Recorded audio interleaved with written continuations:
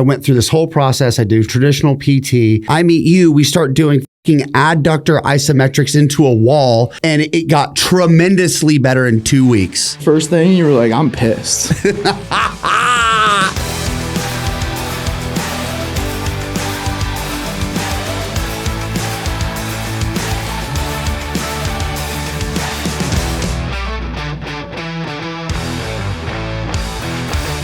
Welcome to the Coach 'em Up podcast. My name is Tim Riley.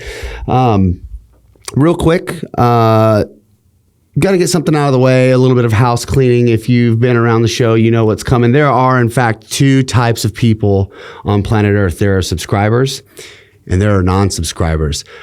At the time of this podcast, I'm getting the Spotify year-end wrapped and everyone's tagging us and we're like number one on everybody's podcast list. And I'm seeing people who are in the top 0.004% of listeners, which of course means that they have listened to literally every single episode. So I love all of you who are almost certainly subscribers who are tagging us and posting us and all this stuff. And it's really cool and humbling and bizarre to see our podcast in the same list with like Huberman and Chris Williamson and Rogan. Of course, you know, their platforms are a little bigger than this one for now, which leads me to my next subscribe. I need you to subscribe. Okay. We're trying to do Huberman, Rogan numbers. And if half of our listeners, that's what my analytics department tells me, at least I am the analytics department, at least half of our listeners and viewers are still not subscribed. You may think you are, but you're not. Double check. Also, if a friend, loved one, girlfriend, or a person you don't even like leaves their phone unattended, don't go through their text messages. Don't be a creep.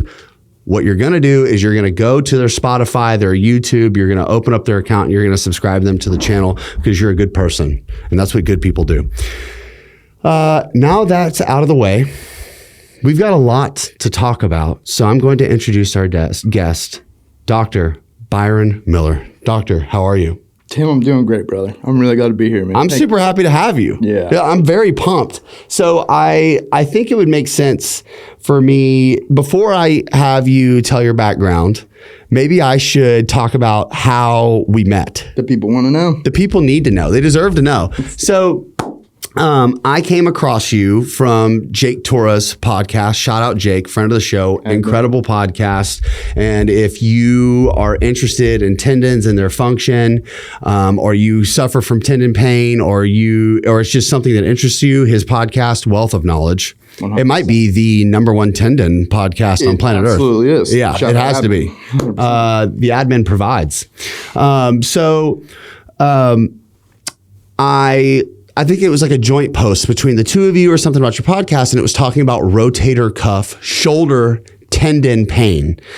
Now, at this point in time, I had a shoulder injury, and I'll tell you guys about the injury because I think that that's worth talking about, and it'll give you some insight into the kind of person I am. Kelly and I were not officially an item yet. Okay. We were dating, hanging out, doing the thing. And she showed up. I was dunking with my friend Daniel Bach, shout out Jump Science. We were dunking at the local park, establishing dominance in Austin is what we were doing. And this dunk session had gone on far too long. I mean, we should have hung it up 30 minutes prior.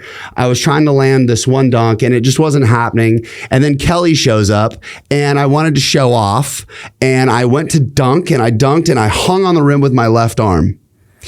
While hanging on the rim with my left arm, it came out of place. So it subluxed in an overhead position. Now, up until this point, my shoulder subluxing was just like a thing it did. I played football growing up. I had 2 surgeries on it.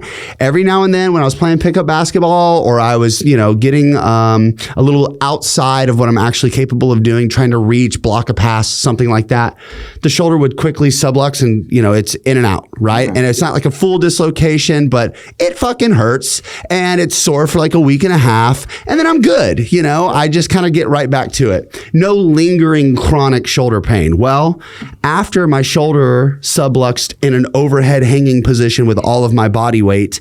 And by the way, so it subluxes, I'm hanging on the rim. I let go of the rim and I drop down and I act like nothing happened. Of course. And I was like, you know what, guys? Maintain composure. I think I'm all set. Yeah. I think I'm gonna hang it up. And everyone else was like, yeah, me too, same. I acted like I wasn't in intense pain. And I was. It hurt so bad. And I heard it. The sound, it sounded like a combination of like suction and like tissue tearing. It was just a gnarly. That is what happened. Gross sound. Exactly. And so like almost like a plunger in a toilet bowl, but like more tearing. So, and like, you know, in that overhead position, like my ear was against the shoulder too. So it was just, I got a very intimate understanding that was worse than usual. And so, however, I just assumed that although my shoulder had come out of place and rapidly come back into place, at least partially, that it would heal and it would get better and it would go away. And it kind of did. So about a week and a half goes by, except I had this little bit of lingering pain that wouldn't go away. And I did what any man in his 30s who's been lifting his whole life would do. I did nothing. I continued to bench press and do plyometric upper body exercises and sprint and jump and do all the things. If you're able to, right? And and what would happen is it would hurt. I would get warmed up. It would stop hurting as much. I would get through the workout. And then a day or two later, it would hurt kind of bad, but then I would, repeat process. Like I would do stuff. It would kind of feel better. And then normally what happens in the past when I would have these sorts of injuries is that eventually the shoulder got better. Well, mine did not. Remind you, this is 3 years ago. It eventually got to a place after about a year and a half where I could no longer do upper body workouts at all. And me being the all or nothing kind of guy that I am, if I can't bench press with both arms, I'm not doing either. Okay. We're just not, if I can't, and it got to the point where rowing variations, they were out. And slowly my menu of trainable items just regressed, dude. So it went from bench pressing was like the first thing to go. Then it was, okay, I can dumbbell bench and I can do like deficit push-ups and stuff like that. So, and then it was flies. Flies were off the table. And then I couldn't dumbbell bench. And then the only thing I was able to do without really making my shoulder completely cranky and stiff, and so it was push-ups. And then I got to a place where I could not do any pressing or pulling, and I couldn't even raise my arm up. Like past what degree is this? Like that's about where it was. Yes. Sorry. Yeah, I don't know what that is. Give me a shot in the dark. 60, right? So I am, for lack of a better term, fucked. My shoulder is in shambles, and so. And, as it was getting worse, I do what most people do when they're getting to that oh shit place. I try and work with a couple physios. I'm getting dry needled all the time. I'm getting soft tissue work, which of course is giving me a little bit of reprieve.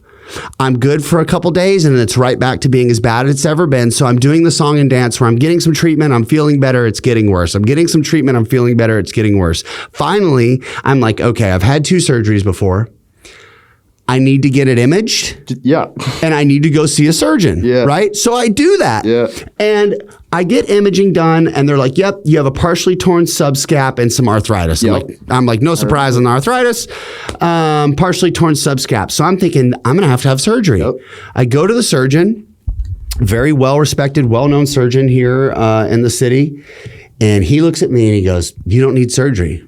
And for the first time in my life, I was bummed. Because it wasn't a solution right there. It wasn't. I didn't have a fix. He was like, this is not a surgery thing. And he was like. Good on him though, right? Yes. Good on him. However, he gave me even worse news. This is what he said. Okay. He said, Tim, as we age. Stop. And right there, I was like, my mind and body have left the room, sir. Good day to you. Because you knew he was about to tell you're going to have to stop doing. And that's what he did. He went on to tell me about as we get older and as we age. And he basically told me in so many words that I need to avoid doing the things I like to do. And I knew right there, I was like, that's not an option. He said, however, let's get you into PT. I have a wonderful physical therapist and she's going to get you right. Yeah.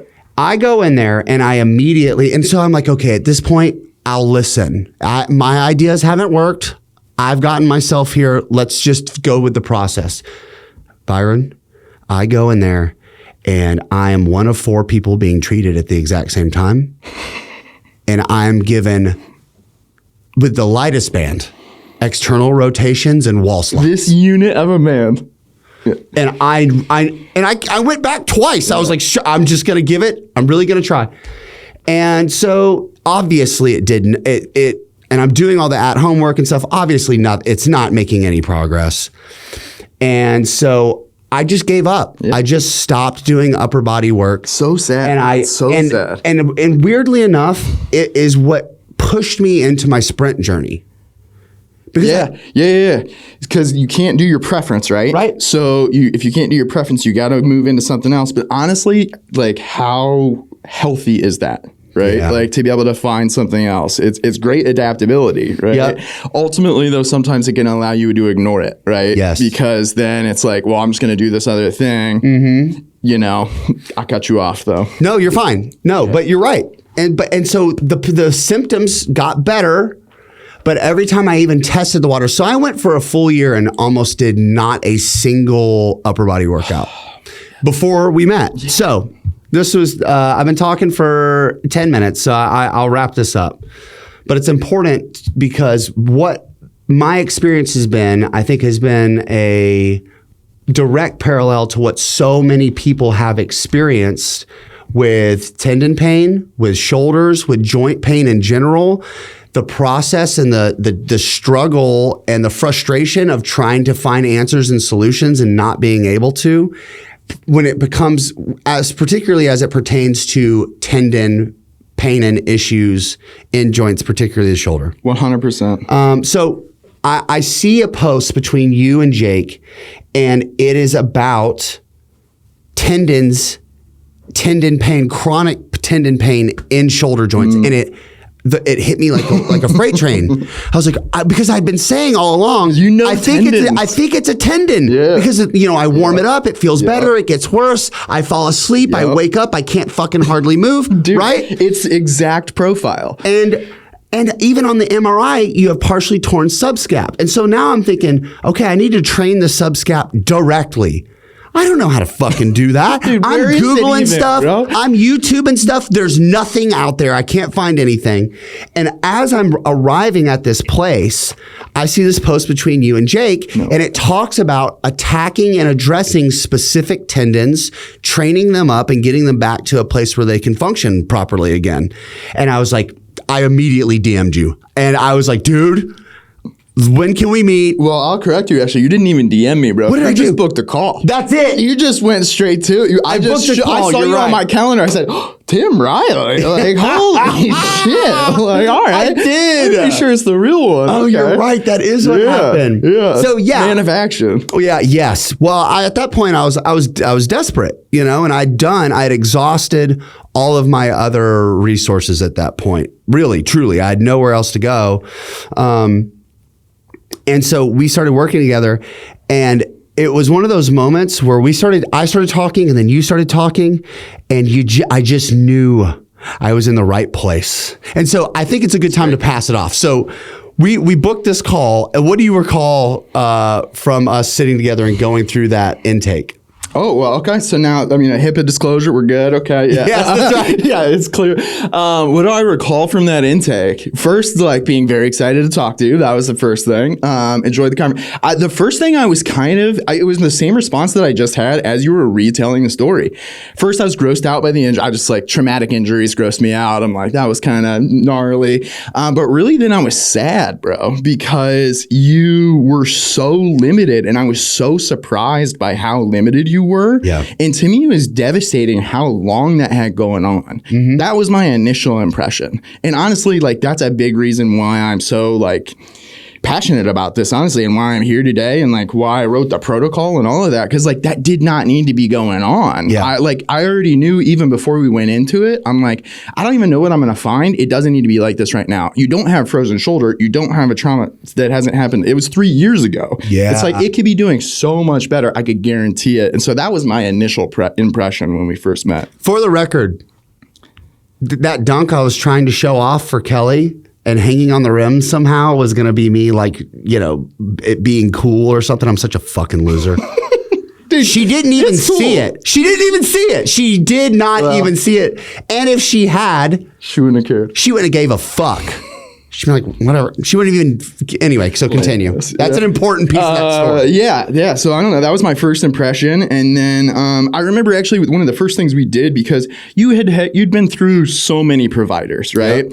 And you've been told so many things that I think the first thing we did was you texted me your MRI. Yep. And we went through the whole thing. Yep.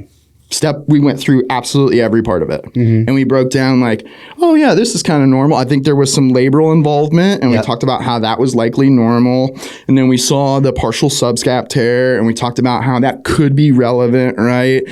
Might be linking up, but really then you kind of talked about how, that all made sense to you. Well, actually, what was your response? Like, how did that all feel for you? It was validating, because I had, especially when we started honing in on the subscap, and as we went through the MRI and we started kind of like eliminating things that are more than likely going to be what's causing me, because I couldn't move my fucking arm. It was useless. It was kind of crazy to think about. It was crazy. I'm telling you, as somebody who like sees a lot of shoulders, I'm like watching you on Instagram. I was like, there's no way your shoulder's this bad, dude. Yeah. Yeah, it was really bad. It was crazy. Yeah, I'm a glutton for punishment. And so, but yeah, it was validating to hear you be I'll cut you off just really quick. I want to say you had the capacity, but you didn't have the tolerance, right? And so it allowed you to do a lot of things that you could do, but you would feel terrible afterwards. Yep. And that is the most common thing that's happening here, basically. It's like you have the ability to do things that you actually can't tolerate. And how you know that is how you feel the next day.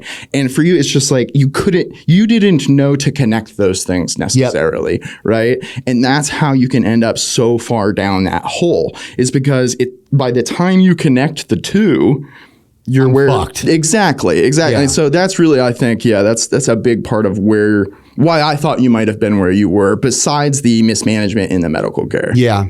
I mean, it was definitely,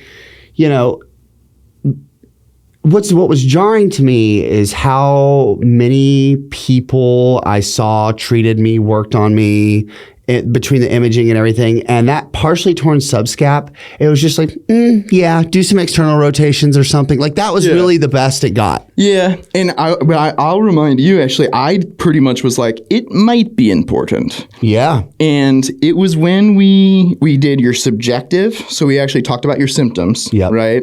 Symptom location was really important for that. And then when you and I did the symptom testing, and we ended up doing a deduction, right? So like pushing into the wall, and that was clearly the most painful. And I went, that's subscap. And you and I both looked at each other and were like, oh shit.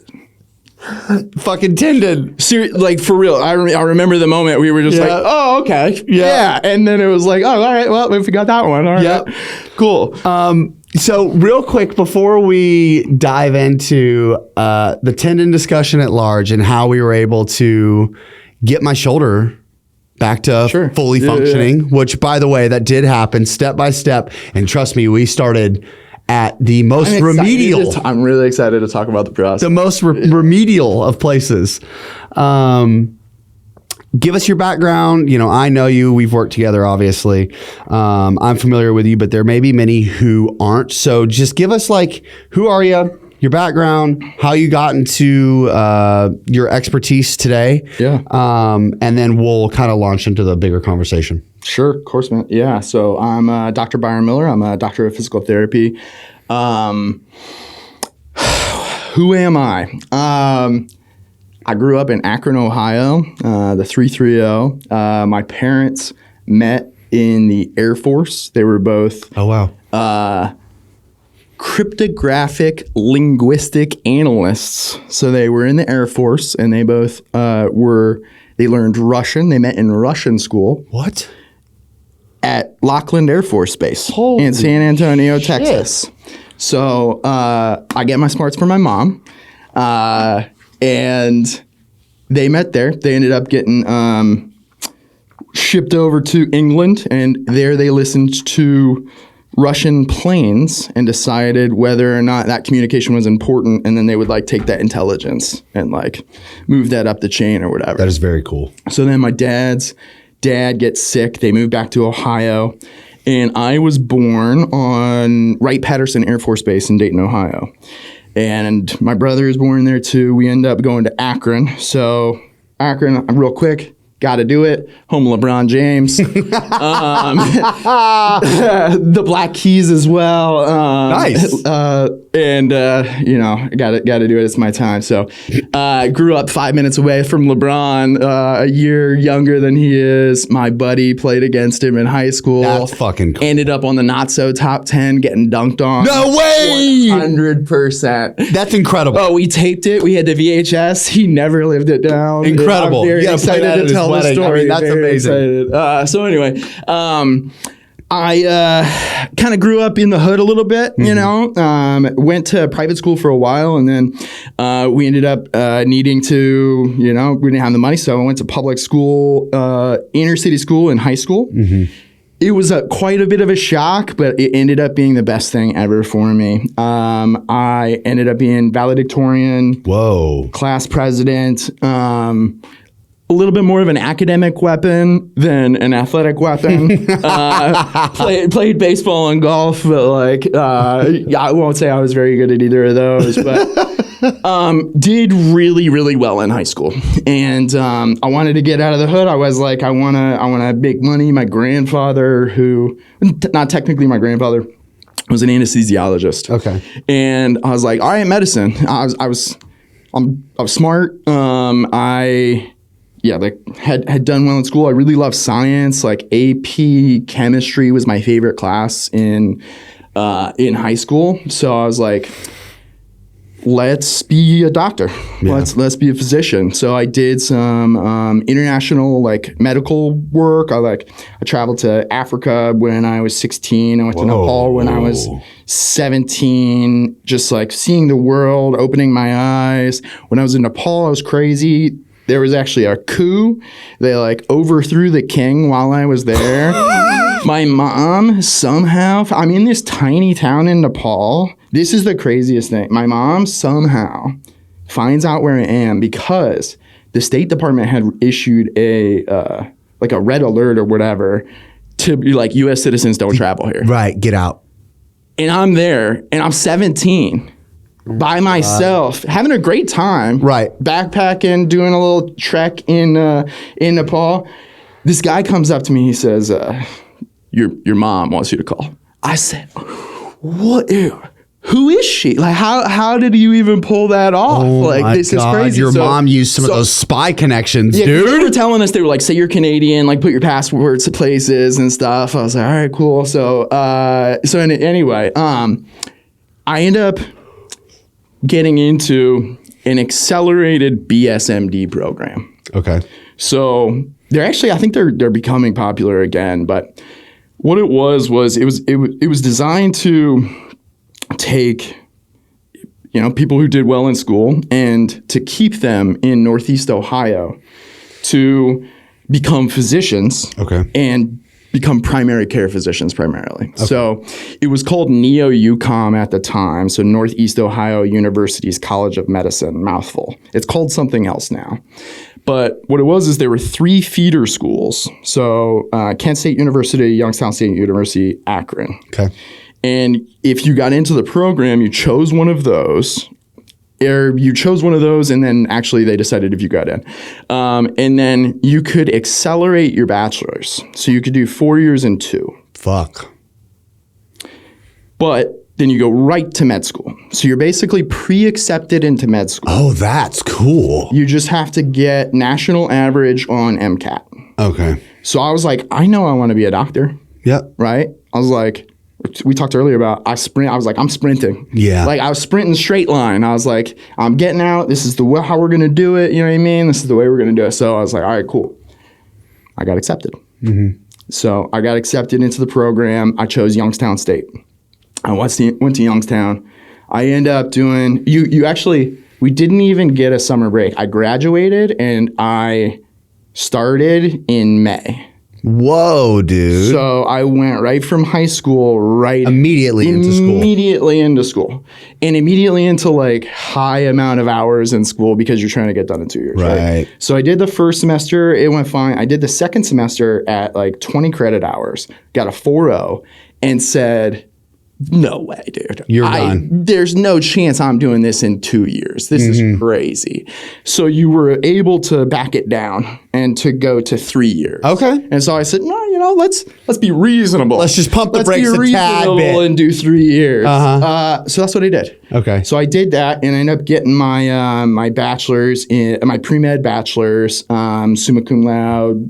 And then got the national average on my MCAT and then went to med school. So then I did 2 years in med school. Whoa. Some of maybe the hardest times of my life, right? Yeah. I'm like, I've never heard anyone who has, attempted med school or completed med school who has said that they were happy during that time. well, we'll talk about it right now.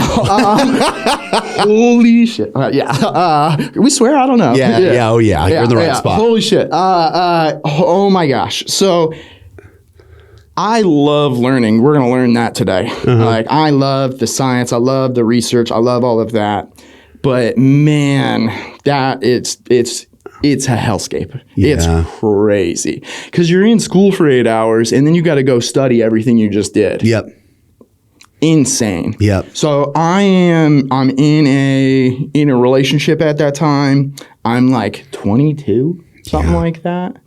I get depressed. Yep. Develop an autoimmune condition. And then in my second year, get diagnosed with ADD. Yeah. Legit, for real. And they're like, how did you make it this far? Right. I was really interested in it.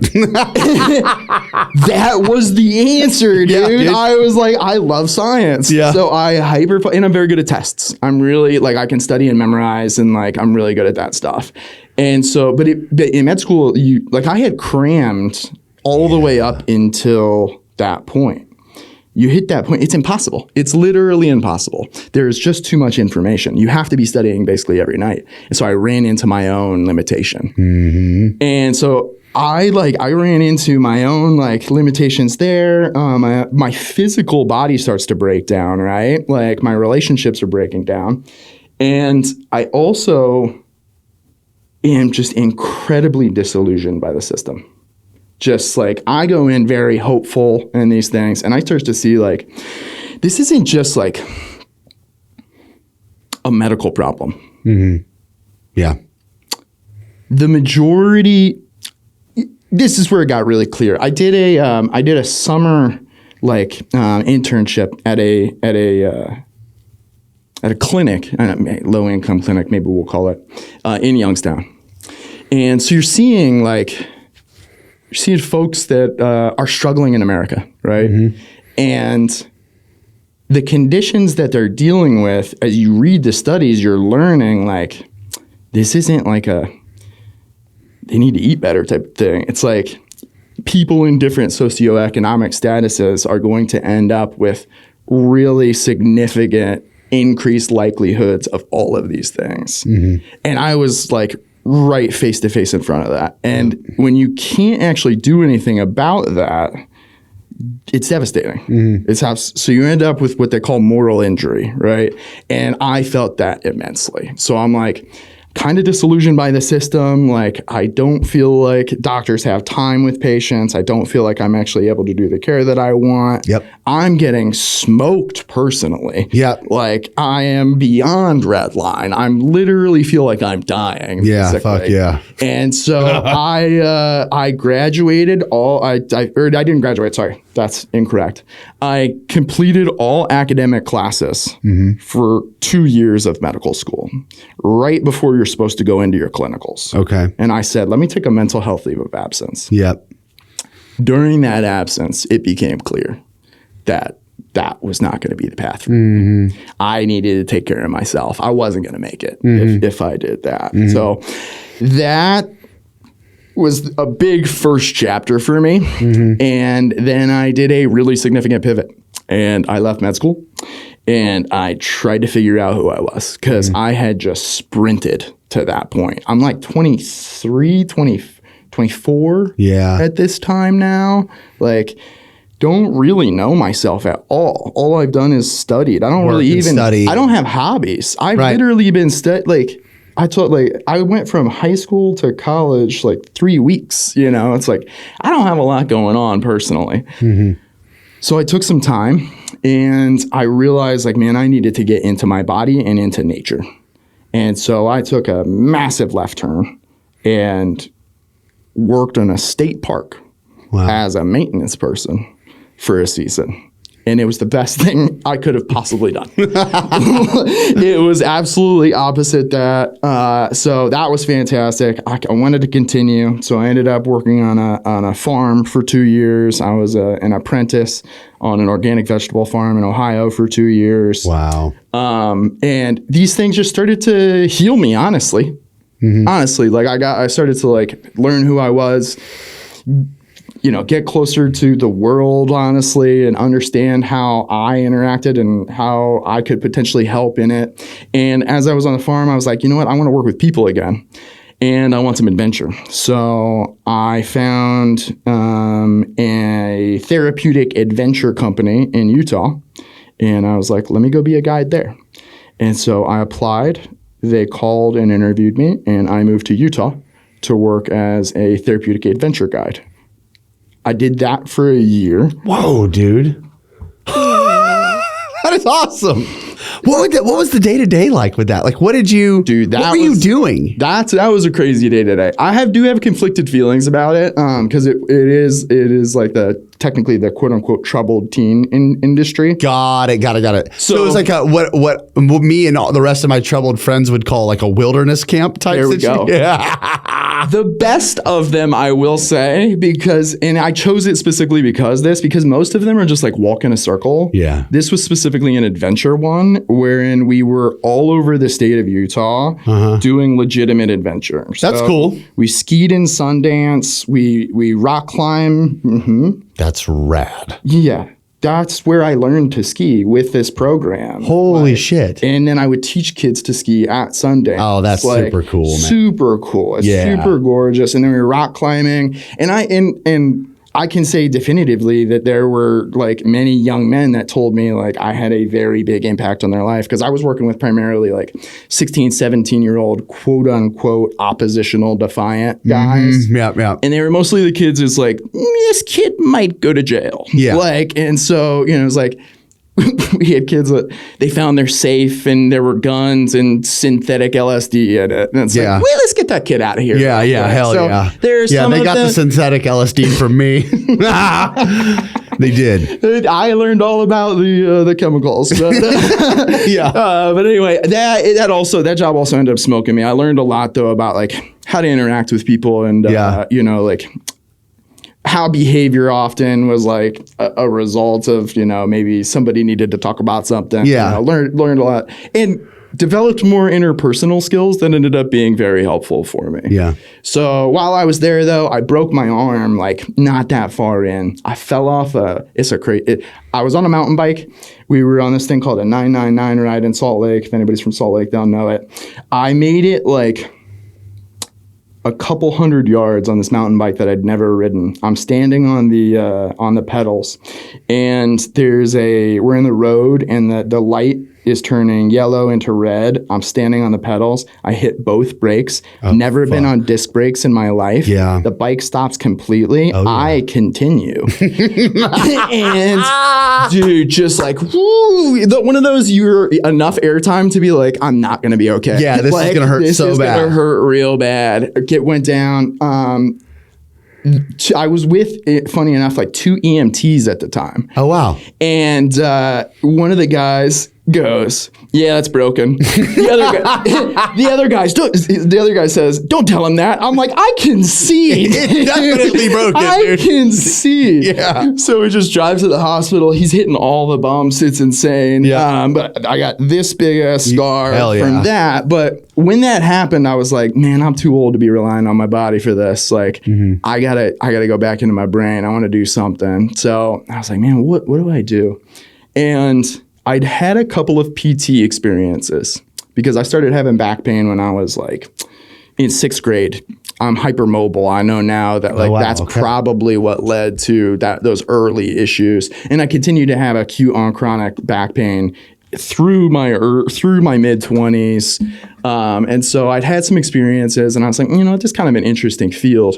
So I went to the University of Utah admissions. I made an appointment and I bring my transcripts.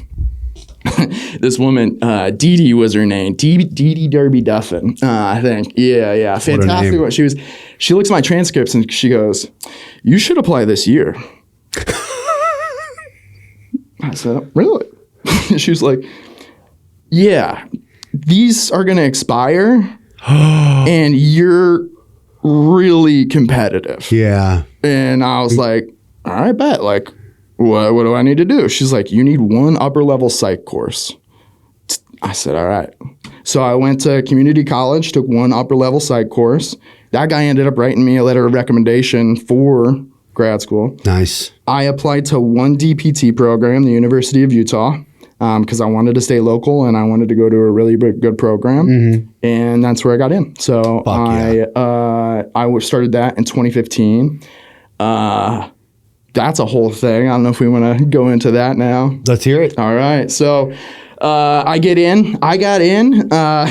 You'll appreciate this. I got in thinking I was going to be a PRI type therapist. Yep. I was deep in that world. One of the guys I had seen to help me with my back was deep in that world. Mm-hmm. I realize now, more than likely what helped me was he was also into strength and conditioning, and he gave me a fantastic program. Hell he's a guy who can do both. You know what I mean? He was, and looking back, I'm like, oh, the esoteric stuff maybe wasn't as important. Maybe it was like these really good fundamentals. He had me training 4 times a week, doing great. There was some good stuff. I'm not gonna lie, anti-extension stuff. I do like some of that stuff. But so I go in thinking I'm gonna be a PRI guy, and I'm like, I want to go, do clinicals with those type of folks, right? Mm-hmm.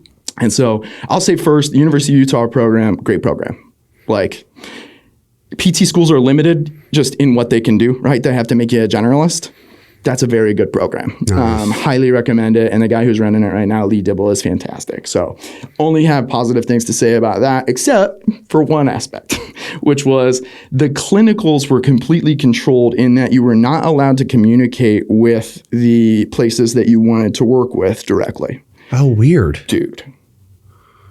Makes no sense to me at all. Yeah. It was like, so I'm out here developing relationships, right? Right. With, like, I'm sitting here with you, Fred. You know what I mean? Like, and that's because I developed a relationship with Jake, right? It's something I'm passionate about things. This ends up happening, right? So I'm developing these relationships with these great physical therapists across the country, and I'm technically not allowed to facilitate my clinical there. I have to go through the director. Got it. And now I'm super hamstrung, right? So she ends up not like going with the first person that I want. He's so popular that he's booked 3 years out. So I'm like, now I'm devastated, right? Mm-hmm. Like, the guy I thought was going to be my guy, I'm going to be his whatever, like Padua. I'm like, no, it's not going to happen. So I'm like, all right, pivot. I pivoted to one of the guys that he had been, it's like one of his sub guys. Eventually you'll get an idea of who I'm talking about. Is it Bill Hartman? Yeah. I fucking knew it, dude. Hell yeah. So I'm like, let me find one of. I used to watch him drink his neuro coffee and do the fucking 16%, bro. Yeah. So I was like, man, I really want to. So it didn't end up working out. So I was like, let me find somebody else. So I find this other guy, and it kills me. I can't remember his name, but he was out in Arizona, right? Okay. And he's somebody told me, like, this is the guy or whatever. And so I was like, all right, cool. So I set it up. Mm-hmm. I set it up through the person. It was like, there was like the clinical director person, and then there was like the clinical director assistant. I ended up getting in cahoots with her, and she started like covertly doing things for me. She was like, don't tell the head person that we're doing this.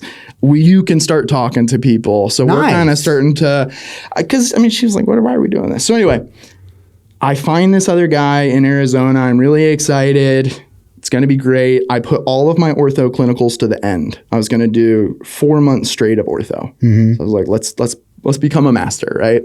Under one person. That guy, I become the greatest talent scout of all time because that guy ends up becoming like head of performance for the Memphis Grizzlies. Whoa. And I'm like, what? I can't, come on, I'm picking good people here. Like, what's going on? So he's like, like, oh yeah, he's gone actually. Like, but this other guy, Connor Ryan, is there. Okay. I don't know if you've ever heard his name, but great physical therapist, great dude. And so I'm like, oh, okay, that's interesting. And he and I had met at a PRI actually. And I think he was like, he wasn't co-facilitating, he was just helping because he's like, expert guy in that space, and we kind of hit it off a little bit. And so he ends up being like, all right, yeah, I'll take you. Again, I'm the greatest talent scout of all time. He gets hired by the Phoenix Coyotes. Okay. And now I can't work with him either.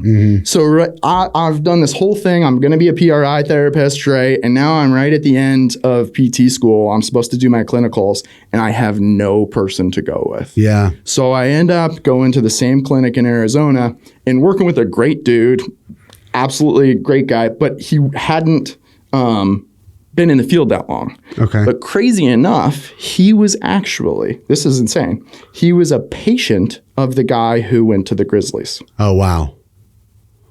So small world. Super small world. So he knew actually the PRI stuff, all of that. And he basically said, do what you want. And so I had 4 months of just kind of a supportive guy being like, explore, right? And so I'm doing what I know kind of from PT school. I'm doing a little bit of PRI stuff because there is some stuff I like in there. Sure. And he's letting me explore, and we're exploring together, and it's pretty fun. And then I have to do capstone or whatever, you know what I mean? Like some presentation for the clinic. And the Coach 'em Up podcast has partnered with Eleiko. Let's go! Not only is Eleiko found in 85% of Power 5 schools, but they also offer at-home solutions from racks, flooring, rigs, barbells, bumper plates, your favorite accessories like straps and weightlifting belts, you name it, Eleiko's got you covered. Go to eleiko.com/coachemup and get access to the same equipment that they're using in the best facilities with the best athletes on the planet. The Coach 'em Up podcast is thrilled to be reunited with Atlantis Strength. If you listen to the show, then you know that I think machines are highly underrated, not only for Gen Pop, but for athletic populations as well. With Atlantis Strength, the biomechanics are always dialed in. The joints line up, the strength curve is always on point, and every rep feels natural and strong. And it's no surprise, they've been engineering and shaping greatness in their Canadian workshop for over 40 years. Now that I own a gym myself, it was a no-brainer which company I was gonna purchase my machines from. They are simply the best. If you're a gym owner, strength coach, or you just love good machines, go to atlantastrength.com or reach out to me directly at connect@coachemuppod.com. I had this basketball player with patellar tendinopathy. Yeah, classic. Super classic. And at the clinic, the director is like, or the guy who owns the place is like, yeah, everybody you got to run. We're going to get into PT now. He's like, everybody's got to do 4 different build units. So it's got to be like manual, therapeutic exercise, therapeutic activity, and neuromuscular education. Because if you bill 4 different codes, you're going to get a higher rate. Yeah. System is so fucked. You said it, man. I can't even. And I couldn't even. I'm like, what do you mean? I have to scrape his knee. You have no choice. I have no choice. This has to happen as a part of this. I'm like, let me read this literature real quick. Let me learn. So then I don't remember. I think it might have been Ebony Rio, maybe, this first paper, but it was like a 4-stage patellar tendinopathy protocol, basically. And I read the shit out of that. I did the whole presentation on it. I was absolutely fascinated at that moment by the continuum model. Like, I'm like, wait a second, it can be damaged and we can make it better. And then this... What year is this, by the way? 2018. Okay, and just to give people some insight, that's like at that time, like that piece of literature massive. Like that's hadn't been identified yet. So because huge, and it's one of the things that grabbed me so much. I was like, what do you mean we're learning a completely new thing right now? Yep. Like, because before it was like, it's tendonitis. Yep, it's tendonitis. It's inflammation. Well, and so I've talked about this ad nauseum on the podcast, but at that same time frame, I had patellar tendonitis, both knees, to the point where it's like even walking upstairs hurt, right? Not even decelerating, not even going down the stairs. It was up the stairs, motherfucker. And like full test. And at the time, it was rice. Yeah. So rest, ice, elevate, or avoid entirely. Definitely don't let your knees go past your toes. Do not directly load your quad. You must have weak glutes. It's your glute medius and your hamstrings. If you just do more posterior chain work, I'm physically uncomfortable. Your fucking your patellar tendons will feel better, which now, like we both obviously is fucking asinine. It makes you worse. It makes you worse. It makes does. you worse. Avoidance makes the quad weaker, which makes the tendon weaker, which at least that's my flow chart. So check it. I'm a student, right? Mm-hmm. I am the lowest on the totem pole. Yeah. And I'm saying this is not supported. Yeah. You know what I mean? This is not supported by evidence. What am I doing here? Yeah. So a little bit of me was like, fuck you guys. Like, let's talk about what we're doing here. So I look at this protocol and I do this whole thing. And then while I'm working with this guy, and this is where this is the first time I ever did isometrics. Mm-hmm. It was crazy, and they don't usually do this, but this is what they did in the study, and I think this one's Ebony Rio as well, where it's like they did the single leg decline squat. Okay. Do you know what I'm talking about? Yep. Like on the slant board, right? And then they do 5 rounds, 45 seconds, Spanish squat. Yeah. Okay. And then they retest, right? So, and then it had an analgesic effect. That's the study. Yeah, I'm pretty sure that's Ebony Rio. Yeah. I sometimes I forget the 5x45 Spanish squat protocol was in my arsenal. Was it? Yes. It's not a bad thing, bro. No, I mean, it helps. I think it's Rodrigo Scatone. I think it's like the quad guy. Spanish squats. Good stuff, man. So I was like, let me experiment with this guy. So I did scraping because I had to. Then we would load heavy slow because that's what it said. Mm-hmm. And then I was like, what if we put the ISO at the end? Mm-hmm. So we annoyed the hell. I scraped this tendon. I annoyed it, right? Pissed it off. I did heavy slow split squats because I was like, let's do good stuff, right? And then this is literally what happened. I was like, let's experiment. I literally just read the paper, and this guy and I were pretty chill. We were talking about Joe Rogan, all this stuff, right? And I said, let's do this. We did the decline. I said, what's your pain? He said 4 out of 10. I said, okay. Great. Cool. We did the ISOs. We retested. He does the squat. He just turns his head and looks at me. Yeah. And he said, dude, what did you do? Yeah. He's like, what is this? He was a 0, a clear 0. And I like to be agnostic if I don't know. Yeah. I told him right there. I said, I don't know. I said, we don't know, actually. Yeah. No one knows at this time. But that was such a salient point for me of like, something's happening here. Mm-hmm. Like, something's going on. We don't understand. I need to look more into this. This is really exciting. So then I do the presentation on it. I do the presentation to a bunch of other physical therapists. Again, people have been in the industry for way longer than me, you know, and I am clearly the one who knows more about tendons than anybody else. Yep.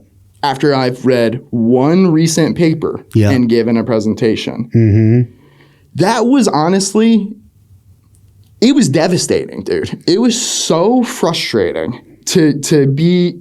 And I was not liked in that clinic at all, honestly. Yeah, because I mean, except by my CI, he protected me. He was like, dude, you're great. You're not doing anything wrong at all. But people had issues with me in there. And that persisted, honestly, in other clinics. Mm-hmm. But that situation was so bad that I actually was like, I don't want to do orthopedics. Mm-hmm. It was it was so. I had gone into PT school to be a PRI ortho guy. Yeah. And that experience was so bad. The system was so broken, in my opinion. Mm-hmm. I was like, I don't even want to be in this mill. Like, the system doesn't encourage you to. In fact, if anything, because of the way insurance is set up and because you have to provide certain areas of care in order to maximize how much money you're making, it actually entirely discourages you from doing precisely what the person needs. You could not have said it better, bro.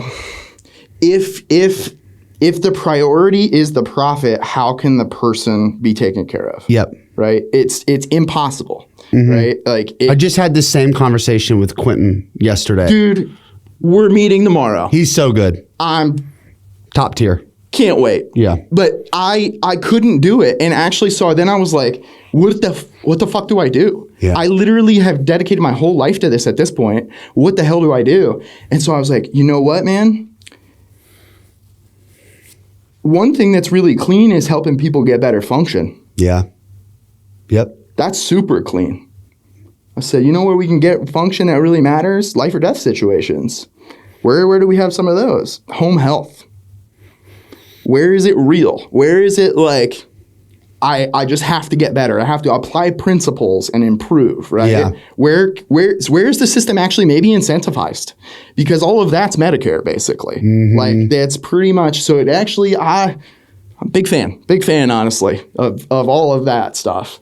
So I said, also, I looked at my student loans. Yeah. I got to start making some money. I actually kind of forgot about how important that was. I literally looked at it and said $100,000, which is low for PT. And I was like, wait, I'm going to make 60 in the state of Utah, and I got 100. It's not good math, man. Yeah. Not good math. So I was like, where could I? So I said, travel, home health, Southern California. Let's maximize every single one of those and feel like I'm on a mission and I'm being impactful. Yeah. Right? So that's what I did. I got that job. I moved out there. And that, I've done some hard things, as we've already heard. Oh my gosh, dude. It was an 11-month contract. So the maximum you can do is like 12 because then it's not travel anymore. You Got live it. there, You live basically. There. So I took an 11-month because I was like, I'm not trying to move around. I'm just making money. So I'm in Palm Springs, just out of Palm Springs, California. We were just talking earlier about the raptor in the dune. That was when I was there. So I took a job out there. And initially, man, just such an exciting adventure, like really cool. But then it's as if I'd forgotten, maybe. I come up against the realities of what we talked about before. The American medical system inside of the American economy, which is there are a lot of people that aren't doing well, and it's showing up in their health. And I'm walking into houses that I'm ending up calling adult protective services. Yeah. Because the living conditions are so fucked. They're so fucked. And it's almost always exclusively because they don't have money, right? And they're not able to. And I experienced trauma during doing this job. I saw things I couldn't even talk about on this podcast.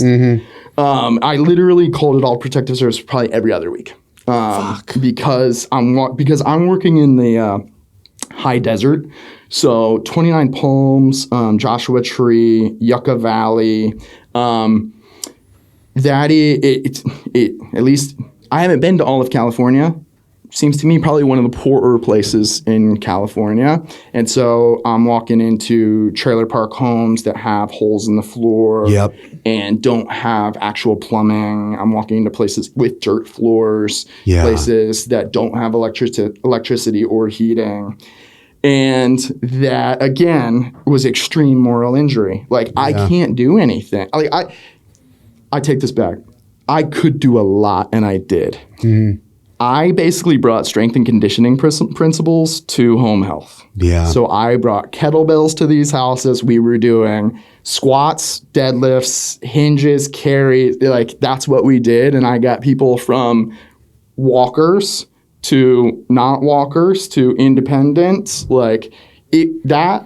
I loved working with those people, honestly, but I couldn't handle what was the day to day. I mean, I relate, dude. I've worked in drug and alcohol treatment. I worked at a teen crisis shelter. Ironically, before I got sober, you could argue I should have never been hired.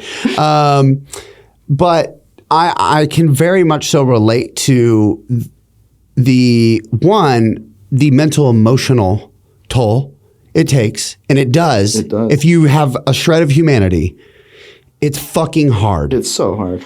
And it's not, and most of the time that you don't leave and go home and those things just stay, you know, you can't compartmentalize that. And so. Yeah, I was living in it constantly for a year, basically. It's brutal. And then also you're faced with the reality that you are only able to help so much. 100%. And it's not about your effort level. It's not about how much you care. It just is what it is. It is what it is. That's absolutely the case. It is what it is. And that gap between what you see could be maybe and like what it is, that hurts. Yeah.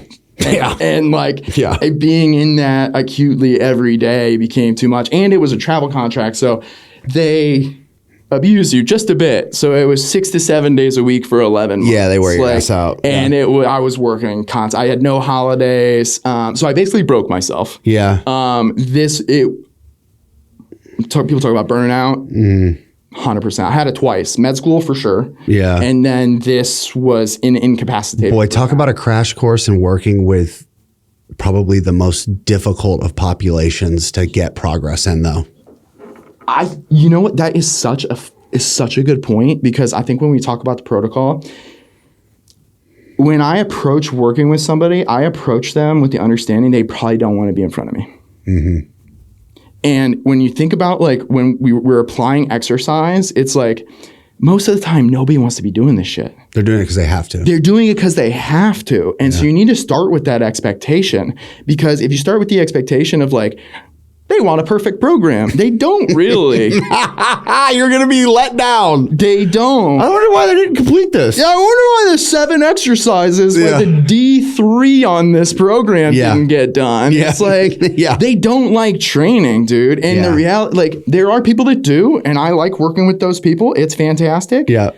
Most people, and even if they do like training, they don't want to do the other stuff. Yeah, so it's like you need to have that be as minimal as possible, because otherwise you're not actually speaking to their experience, because their experience is, hey man, I don't want to be here. But if you got something, I'll do a little something. Yeah. You know? And then you meet them there and they're like, oh, wait, well, maybe one exercise? Oh, wait, okay. Like, all right. It'll have a direct impact on my symptoms immediately. Okay. All right. Like, I might have a little bit of buy-in here. So that, I think, a lot of those folks don't want to be doing that stuff. And so maybe like finding a way to, now, some people you can never make care about themselves more than you care about them. Yep. Right? Like, and that's something that I learned. That's actually the essay I wrote to get into PT school, because I learned that in therapeutic wilderness. And I wrote that to get into PT school. I said, I'm not going to be able to help everybody. I understand that. And so that was the case. But there's also a lot of people that just their why isn't strongly enough connected to their rehab. And I think that's part of your role as a physical therapist, is to help them find that so that they can be fully engaged in the process to make them whole. You know what I mean? Yeah. Like, that's really, I think, another thing that I learned there. Because it's like, for some of these people, it was life and death and stuff. And it's like reminding them of like, hey man, like if we do this stuff, we can completely change the course of the next 10 years potentially. Yeah. And that's if you have another significant fall, it might be your last one. 100%. And so it's like, all right, if we do squats and I can get you off that walker, I maybe improve your next 10 years by who knows what we're talking about. You know what I mean? So it's like, that was really enjoyable, to be honest. And I really like working with the elderly. I really enjoy it, honestly. I learned a ton and I really liked it. But I come back completely burnt out, in the worst mental health I've ever been in my entire life, honestly. And so I'm like, therapy? Right? Shout out therapy. I had been in therapy the whole time, I will say, by the way. Yeah. But I was like, let's go really just... more. And then I had saved up some money and paid off $35,000 in my student loans. Yeah, shout out. And I was like, maybe PT's not it for me, man. Like, maybe this isn't it. So I started looking at like tech and stuff, and like then I was looking at like concierge PT and all that. I was like, I don't know, man. And I was able to stay with it long enough that it like the fire came back. because the whole thing I got into was ortho PT. Like, that's what I'm really excited about. Like, and the fire came back, and I was like, you know what? I moved back to Utah because I realized I needed to be in Salt Lake. That's where I'm at. And I spent a couple months. I was like, all right, I'm going to go back. And a PRN position opened up at the University of Utah Orthopedic Center. I mean, that's the spot, basically. Like, that's where the residents work, all of that. And I knew some people there. One who had been a resident, one of my classmates. I said, could you put in a good word? And turns out I had a good reputation because she put in a good word. One of the former directors put in, like very high up individuals put in beyond a good word. Basically just said, hire me. Right, very cool. And another person said that too. And she immediately, I was like, oh, hell yeah, dude. So, and then I told her in the interview, I said, the reason I'm here is because I believe I can provide quality care here, because it was 45-minute one-to-one sessions with the PT. Okay. And it's like, that's every place else in Utah, not every place else, the majority are what you spoke about. Right. Right. Like, I said, I cannot do it. I can't do it. I cannot. So I was like, I told her that, and she was like, hell yeah, you're in. Usually you have to work PRN for like 6 months or something like that, maybe longer before a full-time position, because people don't leave the University of Utah. And so that's what I anticipated. So I did, I can't remember, between 3 and 6 weeks. And a position opens up at another clinic called Sugar House. And the manager reaches out to me. Yeah. And said, you going to apply for this? And I was like, what the fuck, dude? And it was the manager of the clinic that I was at was like, hey, you should look at this guy. Like, nice. And I was like, whoa, wow. Shout out her. I don't remember her name, honestly, but really just incredible, right? So I show up there like, wow, all right. Did well in the interview. Got hired. Found out I was second choice, but we won't be too salty about that. I get the job, right? And so now I've had like 6 weeks ortho experience, maybe we'll say max. I do 3 weeks at the clinic in my new full-time job. Awesome. So excited, man. Like, got a full-time job. I think this is going to be forever. I got a decade. I got 3 weeks in. COVID hits. Oh, yeah. COVID hits. And now I'm sent home. Yeah. I have 6 weeks of ortho experience.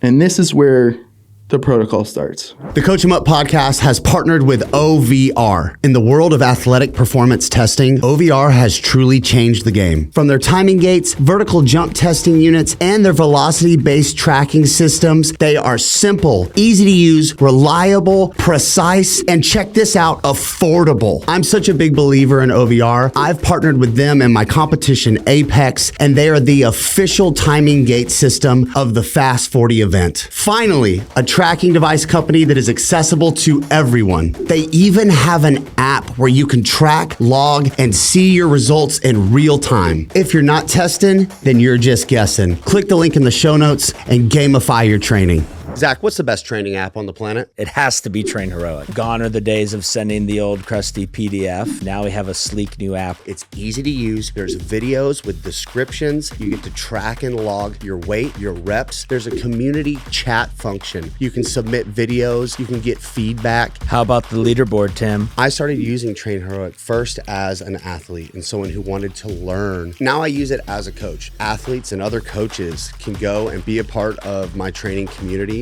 and get results. Whether you're an athlete, coach, or just like to train, use the link in our description to find out how you can train on the best app in the world. And join us on Train Heroic today. So I get sent home. I'm in a 2-bedroom condo, bottom floor. On the top floor, there's a family with kids running around. I'm just in one bedroom, basically, broke as hell. Like, it's COVID. I'm treating in Zoom now. I've had 6 weeks of experience, and now 2 to 3 out of the 10 on my schedule every day are shoulders. And I'm like, what do I do here?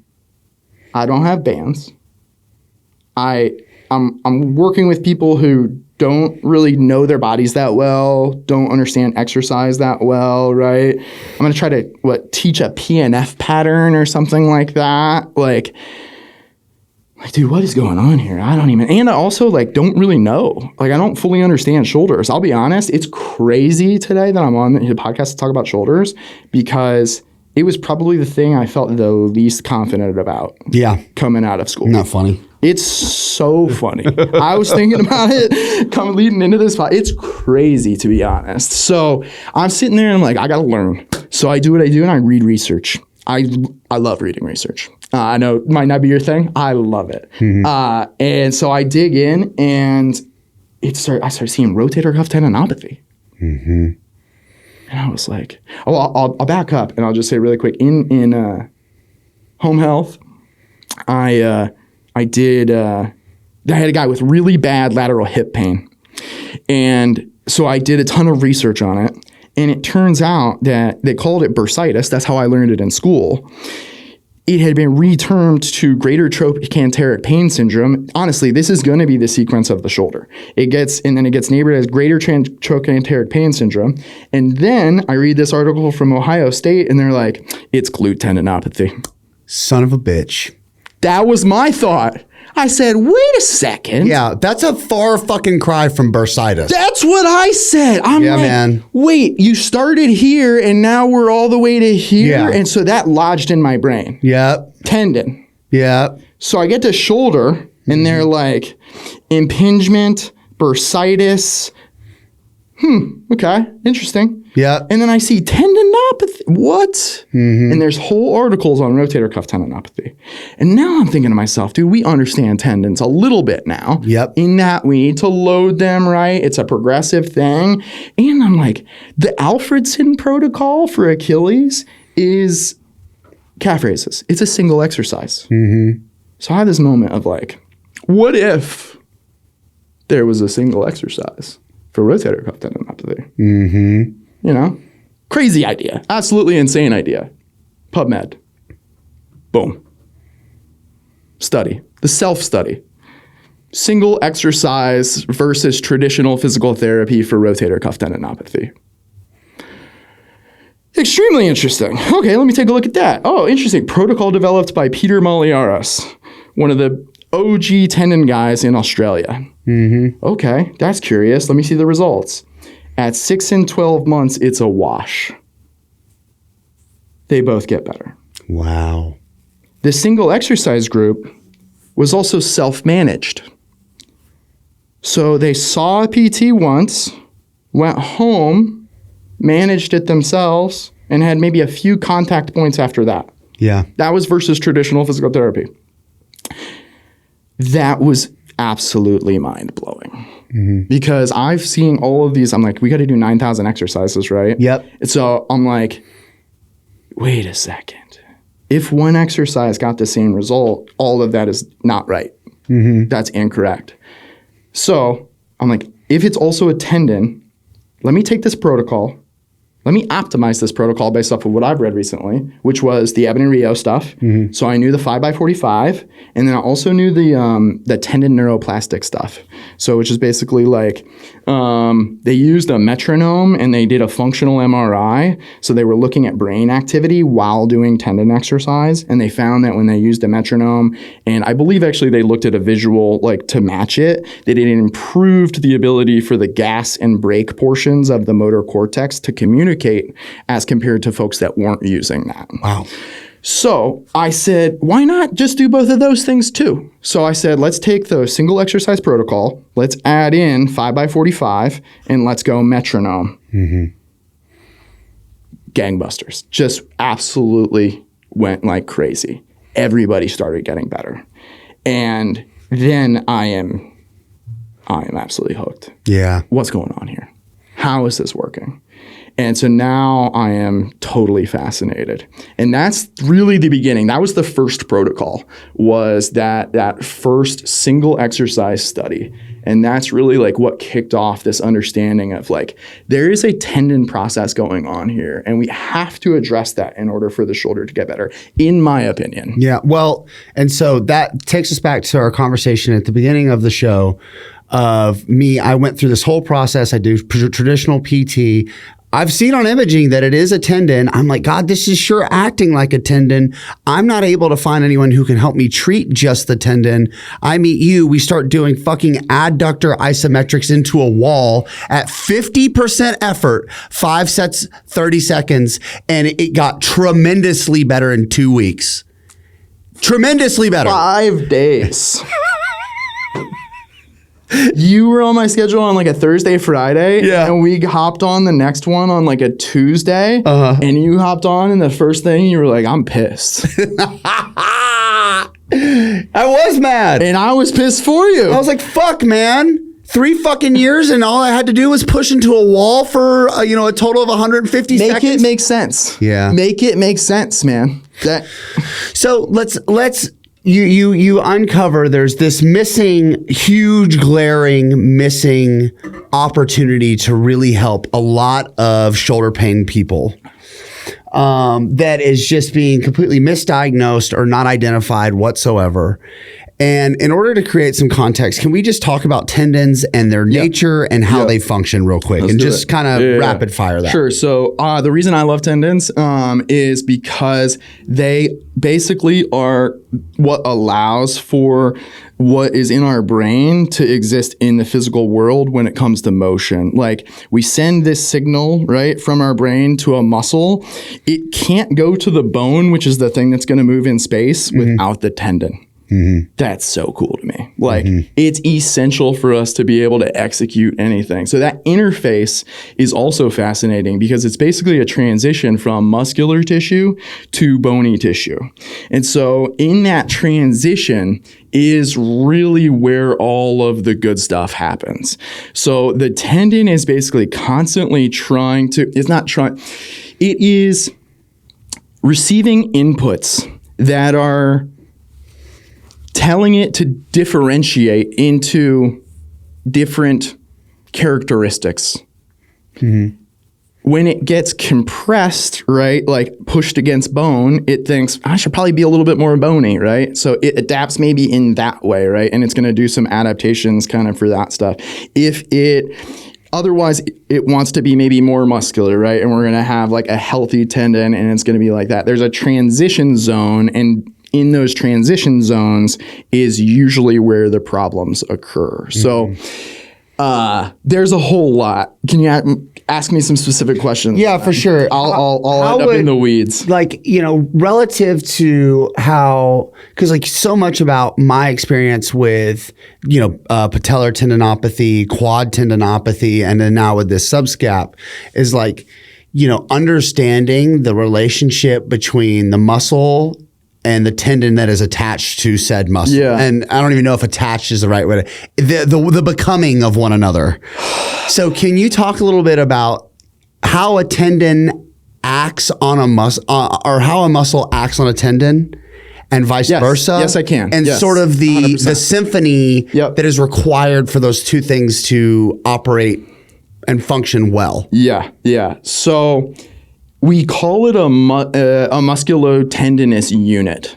So they're really technically tendon doesn't exist. It's like all together. It's all a thing. Yeah, kind of. And really that also maybe includes the motor unit possibly that like innervates the muscle that then is also going to so it's really because people think about it like it's a muscle and then a tendon. Yeah, and it's not really that black and white. And because the reality is too, like we have, and we know in the joint, right? Like we have arthrogenic inhibition, which is basically like if the joint is swollen, it's going to send a signal back to the brain to inhibit the ability for it to put the gas on that muscle, right? It's not going to let you contract it hard, right?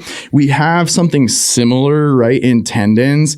I don't know what the terminology they would, I don't know if there's a specific tendon inhibition or something. But I see that a lot of times, like when you end up doing like isometrics for a first time, especially like on a leg extension, and all of a sudden it starts bouncing. You're like, oh, that's not a consistent signal that's being sent. And the reason is because that whole thing, there's a block in that loop, basically, right? Like that something has caused that to send back and be like, hey, don't confidently send signal down there. Yeah. And part of tendon rehab is improving the ability to confidently send signal down there. So that is another thing I've seen isometrics be really helpful with, is kind of steadying that. So you run isos for long enough, all of a sudden that big shake goes away completely. So it isn't just isolated tendon. It is brain, muscle, tendon to bone, right? And like all of that has to be healthy. And so there's also, I haven't read this one recently, but there is, or I haven't actually read this one yet, but there is some recent research on if there's a mismatch between the strength of the muscle and like the stiffness of the tendon, that can result in excessive strain potentially. And that's where we're going to get into strain, which is basically the most important thing a muscle does to a tendon. So when the muscle contracts, right, it pulls on the tendon. Inside of the tendon are tenocytes. Those live in an intrafascicular matrix. So there's a matrix, right? Like an environment, basically, a structure. And then inside of that, there are cells. There's not that many of them, honestly. When you pull on the tendon, you pull on the whole thing. And then the tenocyte is going to experience a very small percentage of that pull. And we know now that that is essential. The papers state this unequivocally. It's essential for maintaining homeostasis of a tendon. You cannot have a healthy tendon without load. Can you say that again one more time? You cannot have a healthy tendon without load. Okay. In fact, in the absence of load, it is inflammatory. So the tendon, that's what my eyes Fascinating. did. Bro, there's this new paper on like the interplay It's of not- like it's not just- vascularity, inflammation, and load. And it shows that it's Goldilocks. If it's too low, it is actually inflammatory. Whoa. That's what I said. That's what I That's think. fucking fascinating. I think that might be happening at the shoulder. Wow. That's mind-boggling to me, because you would think just inactivity would just result in like loss of function, maybe like weakness, you know. What and all happens that, if you're inactive? Well, the first thing that like I'm thinking about it from like a medical. It breaks down. Yeah. The system. You literally breaks. you waste away. It's a fundamental principle. There has to be a stressor in order to maintain structure and function. You have to, but it has to be within parameters, right? Yeah. And that's the whole tendon game, is applying appropriate stressors within those parameters so that you can maintain or restore health. That brings me to the next thing I want to discuss too as we get into this. So tendons, they get injured or pissed off, as the case may be. One, you know, we'll just lump all that together, right? Those are the same. But the spectrum is what you're talking about, is what are the activities or the inactivities and then sudden activities that are going to set us up? Like, how do tendon injuries occur commonly? You stated it pretty simply, but I think the easiest way to look at it is a tendon is a tissue that is a what have you done for me lately tissue. And so if you have a big period of inactivity and then you say, I want to be active, that is perfect for tendinopathy. If you have the exact same activity for a really long time and then you're like, you know what? I'm going to turn myself into a unit. Let's triple it. Triple it. Yeah. Tendon time. Yeah. Yeah. Those are really the things that are going to get you. Like, Where do you find age falling into this equation as well? So I think healthier tendons bounce back. Younger tendons bounce back.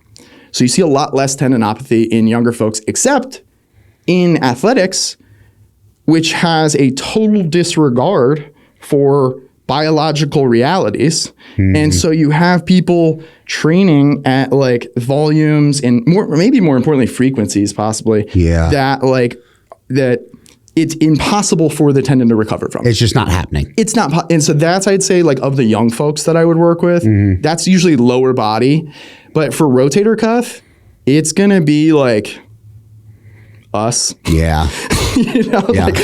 Oh, this is super fascinating. We won't get into imaging, but you talked about it, so I looked it up. They did a study, and it was like asymptomatic dudes, and I don't know if it was guys actually. It was like people over 45, and it was like 55 to 75% findings of asymptomatic slap tears. So it's just like we all have something going on in our shoulders, but a lot of times the rate is going to increase as we get older. So these percentages are really high that we're going to have some tears as we get older. I would say too, because then I want to go into the deep dive of the shoulder, which we've already kind of touched on, but I just want to cross a couple things off so that we spend the next 40 minutes deep diving this shoulder and people have all the information they need. So now we have an understanding of how tendons, muscles, bone, how they all innervate, work together in combination with signals from the brain. We understand how they commonly get pissed off or agitated, which to summate that concisely, it would be sudden spike in volume, load, or speed. Yeah. That we're not accustomed to. Yep. Speed, good point. And then positions as well. So if you're doing them, I think that's the other thing we'll get to for the shoulder is position matters so much because we talked about compression a little bit, maybe. I don't know if we talked about it that much. Maybe we should, though. You touched on it. So, like, when that tendon is pressing up against that bone, that is a compressive load.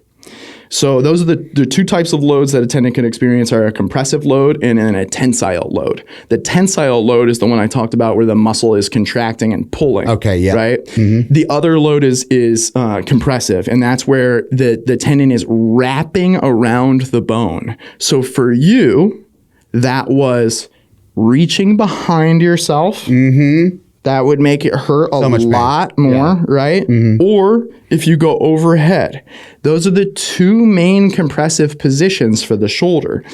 When you go behind, it's wrapping across. Oh. Okay, the humerus right here. And then when you're going overhead, you're getting compression between some subacromial space there, which some of that, it's normal. It happens for all of us. So this idea of like impingement being not normal or a problem, that's not correct. Like that is a 100%, it happens to every person as they go overhead.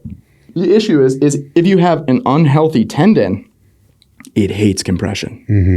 And if you combine compression plus tensile load, you have tendon kryptonite.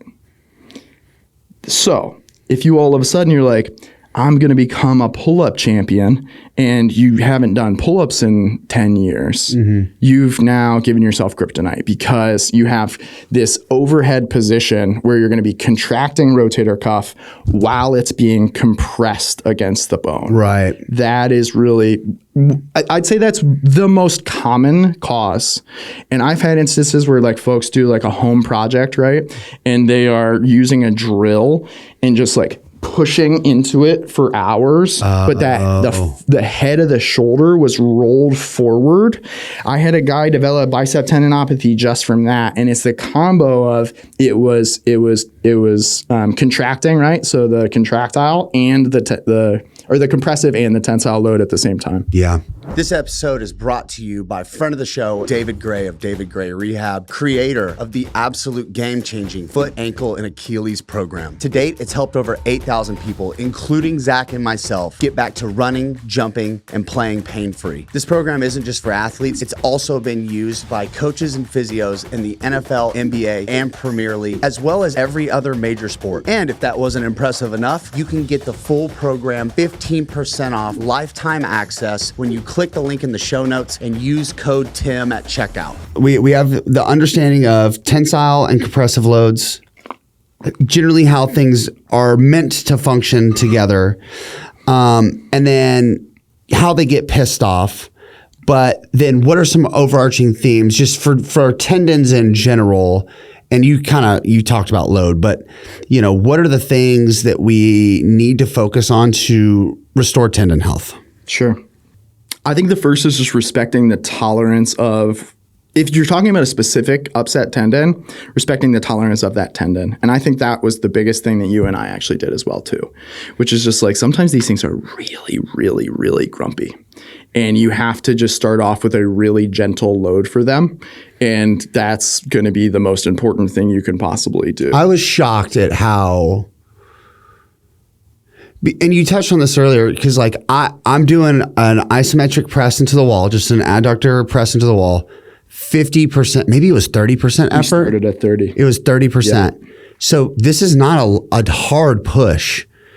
And it was such an eye-opening experience for me, because like I'm so technically capable of pretty intense outputs, right? Even with this shoulder in this instance, but this particular tissue is not. That is it. And had no fucking business doing all that stuff. But that was the sort of the veil that was keeping me from being able to see that. 100%. And it's so hard to accept that, like, that was you. I watched you process that in that moment. Yeah. Like, because you're like, what the fuck do you mean? Because your symptoms increased 2 points when we were doing that. Like, and you're like, what do you mean? I'm pressing 30% for 30 seconds 5 times, and now I'm at a 4 out of 10 pain now. Yeah. Like, and I've been out here pressing, doing all of this stuff, and that goes back to, again, tolerance and capacity, right? You had all of this capacity.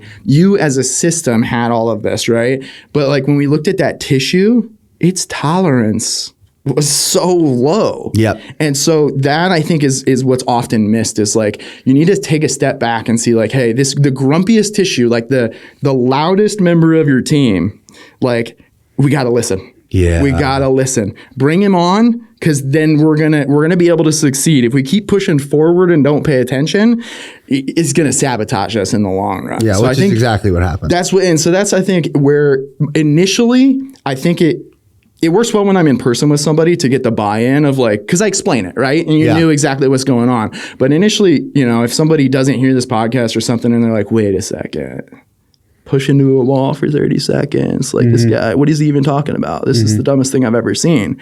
But it is, so it doesn't seem like it's going to do what it's going to do. Yeah. And then it does. And that's what I would tell people, honestly. I would be like, listen, it's not going to get better for 3 to 4 weeks. And really, it's not going to get all the way better for 12 to 16 weeks. Hang in there. The percentages are crazy here. And if they did like you did, yours happened actually real quick. I remember telling you, I was like, results not typical. Like, I was like, you're not going to get usually better in 5 days. But I have seen it multiple times where I worked with this other black belt BJJ guy. Similar to you, he'd had trauma, he'd had stem cells. He was walking around in constant shoulder I forgot pain. to mention I did that. I did stem cells, wasted $4,000 on stem cells. Don't recommend. Don't recommend. Stem cells did not work on the tendon, and just so for the people to know. He comes in, and it was pretty much the same thing, honestly. And we ran the isos, and he was doing it. He was the same thing. He was training constantly. He would go in at like a 2 out of 10. He would leave at like a 4 or 5 out of 10 when he did jujitsu, right? He got to a 0 in like 3 weeks. Wow. And he was another one. I was like, you're lying too. Right. Yeah. There's no way it's that much better. Don't tell me to make me feel good. Like, that's when you told me, I immediately thought of that guy, because he had a similar experience. And I don't know if it's because I'm not sure why those happen. Actually, really quick, super interesting study on rotator cuff tendons, where they actually looked at the size of the tendon before and after a heavy, slow exercise. Or I don't know if it was heavy, slow, but it was it might have been. It was a loaded exercise program for the rotator cuff. So they were ultrasounding it and measuring the size of the rotator. This is what I think happened to your shoulder, at least how it got better. They did ultrasounds on these tendons, right? And then they serially, right? And then they were doing the exercise, and they found at 2 weeks that the tendon shrunk. Whoa. Because of the inflammation? Because of the water. Oh, because it squeezes the water out of the tendon. It's the sponge. It's the sponge. Fuck me. Can you talk about that? Because I know what you're talking about, but many may not. So this is back to compression and like intratendinous pressure, basically. So we talked about a matrix earlier, an intrafascicular matrix. That's like the environment, right? Well, the tenocyte dictates the environment. So if it thinks like, hey, we're under threat of compression or whatever, like it's going to be like, hey, I want more of these things called proteoglycans and glycosaminoglycans, and they're proteins with sugars on them, and sugars are hydrophilic. So then, these structures are hydrophilic. So that means that pulls water in, right? So what's happening basically is this unhealthy tissue, this tenocyte is thinking, I need more of this thing. So it creates a bunch of this as like a protective thing. This is, I think, the hypothesis. And then that's going to result in a bunch of water coming in. Mm-hmm. If you have a bunch more water and a bunch more cells and a bunch more other stuff in a confined space, it can't expand. Now you have an increase in pressure. Yeah, there's your compression. Well, it can't expand. It can't expand because it got bigger, right? It can't expand significantly, right? Like it can't get a lot better. So now I have an increase in pressure inside. Do things that are highly pressurized tend to feel good? No. That's what I think is driving things.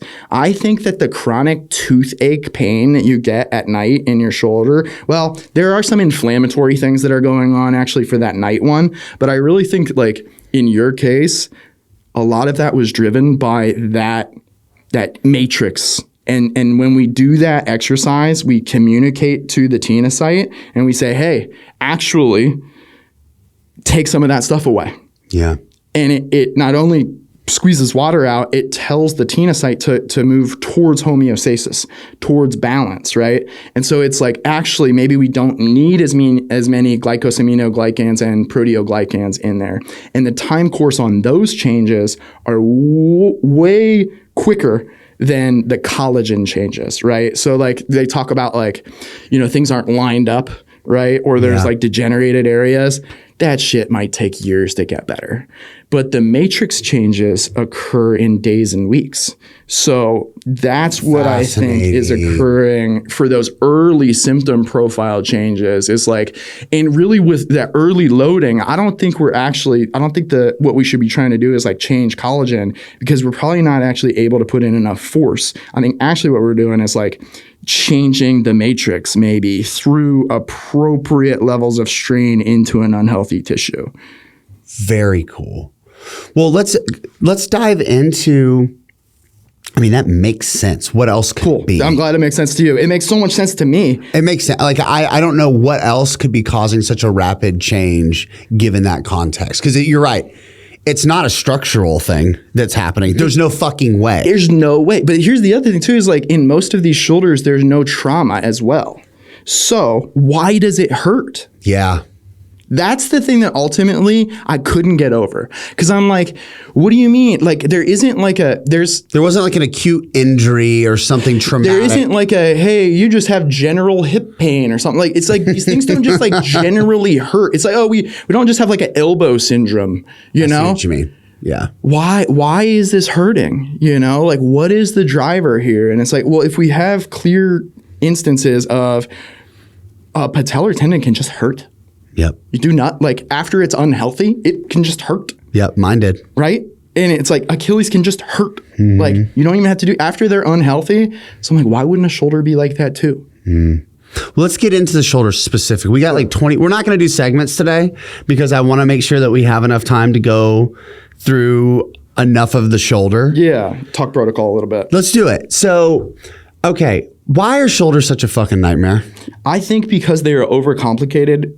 They are complex and then overcomplicated as a result. Mm. So there's so many degrees of freedom. The knee, we're going like this. Right? I got it's pretty straightforward. One plane of motion. There's a rotation at the end. Yeah. I'm not going to, everything's cool. I love biology, right? Like, yeah. There's not as much going on, man. There's so many degrees of freedom, so many planes of motion that need to be considered. so many different structures that it can experience different stressors dependent on position. So if you if you're in end range external rotation, that's going to be compression for maybe some of the anterior structures because they're wrapping around the head of the humerus, and it might be compression for the posterior structures because there's like a little bit of internal kind of impingement in the back there. It's like those things are going to matter when you're loading a structure that hurts, right? And that's really different than just like don't go deep on a squat because that will cause maybe some excessive compression if you have quad tendinopathy or something. That's a lot more complex. Yeah. And then I also think nobody's really thinking about tendons. Nobody is. You're the first person I've ever known to actually think about a crazy person. No. Sorry. Well, I mean, and look, like I'm drinking the Kool-Aid because I know it worked on me. And it makes so much sense. It's very, because in my experience with tendons in general, this has become abundantly clear. And so, but to that point, can you talk a little bit about that? About like, I think we've touched on a lot of it too, where I think like a lot of the reasons why tendons aren't identified is just that, one, we have a system that's keeping us from seeking out the solution in that way because of how it's set up. But then two, I just don't know that many people just kind of do what they do, and some people get better and some people don't, and then it just kind of is what it is, right? Is that a fair? It's 100% fair. And we talked about this a little bit earlier, and you're like, we're gonna have this, and I honestly I do not have the answer. Yeah. I do think you're right. Like low cost solutions are not incentivized. Yeah. So I've created this protocol, right? And it is just exactly my brain on this stuff, right? Like how to walk through this thing. And one of the reasons I created it is because we know this is effective. Two of like the main studies that I've looked at kind of leading into this, and one of the biggest studies ever on rotator cuff showed that correct advice and a good progressive exercise program are as good as seeing PT or getting an injection. So I think people aren't getting the first thing. Yeah. I don't think they're getting the right advice or the right program. Yep. I think that's the issue. I don't know why entirely they're not getting that. I can't speak to like everybody else's motive, but I think that's one of the big problems is like most of these things, well, that, and then it's over medicalized. And that's kind of like the path generally is with shoulders, and I don't understand this completely. It's like immediately ortho, immediately injection, well, X-ray, injection, MRI, surgical consult. Yeah. No evidence for the injection. The MRI, it's like 50 to 75% of males 45 years old have asymptomatic slap tears. Most of us are going to have rotator cuff tears before we die. Why are we doing that? Yep. Right?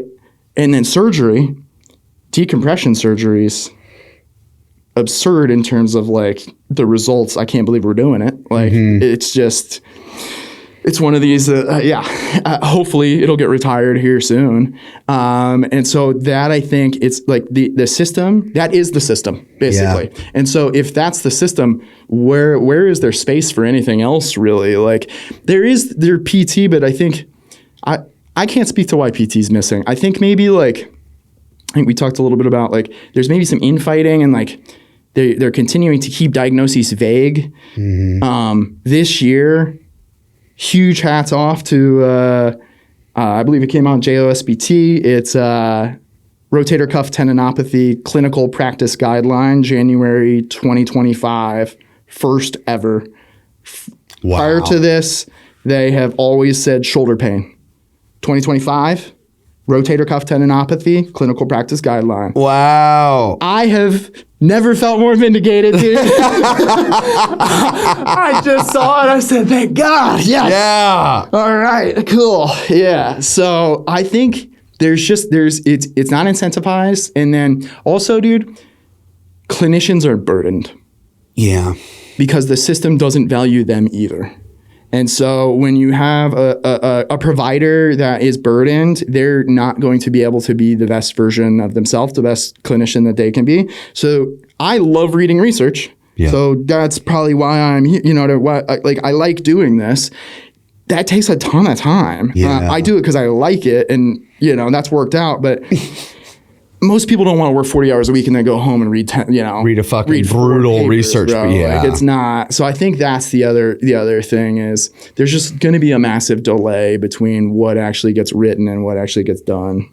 Can you take us through, okay, you have a client and they're experiencing, shoulder pain, in the front of their shoulder, Yep. and they work out and it warms up, it gets better. They go to bed, they wake up the next morning, they can barely move their fucking arm. Yep. They've been going through this for a long time. They finally, they find you on Jake Torres' podcast and maybe hopefully my podcast now. And they book a consult with you because they're like, hey, that's the kind of pain that I've been going through. And I heard him talk about it and I haven't gotten answers anywhere else. What's the process you're going to take them through? Take me through the rotator cuff protocol sort of flow chart here. Okay.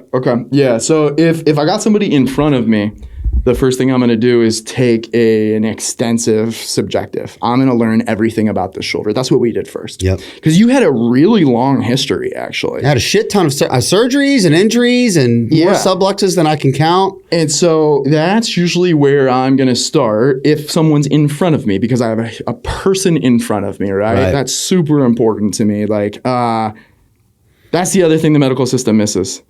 You're a diagnosis in front of you, right? And it's like, that's not going to work. Like, how am I going to communicate? How am I going to treat, right? So that's the first thing when someone's in front of me. I want to hear the story.